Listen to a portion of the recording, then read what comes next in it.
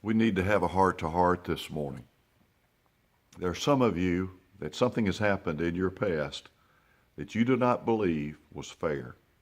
In fact, some of you are outright angry at God. You were upset about something tragically happened, you're disappointed, and it turned into anger. And you've been trying to hold it down, but in fact, it's really there, and you need to deal with it. I want to try to help you this morning, and I want to do that by telling you a story. Several years ago, I counseled with a couple in their late teens, and they wanted to get married. So we explored their salvation experience. I tried to prepare them the best I could for not only the wedding, but the marriage.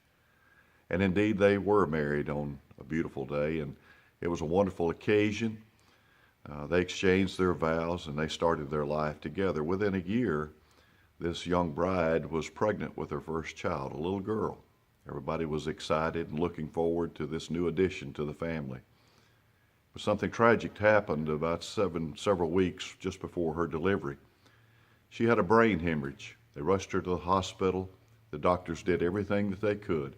They kept the body alive long enough to deliver that precious little girl. She was whole and healthy.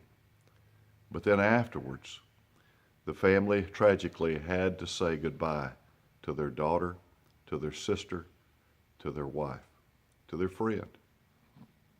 One of the hardest things that I've ever experienced as I did her funeral. I've done several funerals over the last 20 years, and most of them I got. I could reason, I could understand what happened, I could explain it away. But this one I couldn't. I said, God, I don't get this one. It just doesn't seem fair.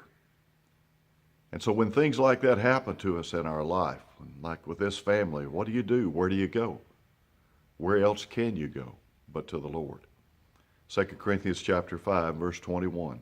The scripture says, "For he hath made him who knew no sin to be made sin for us, that we may be made the righteousness of God in him." My friends, I want to tell you something. What God did through his son Jesus and what Jesus did for us was not fair. But I am so thankful that God did not let fairness get in the way of extending mercy and grace to each and every one of us. If something like this has happened to you, turn to God, trust in him. He knows what's best.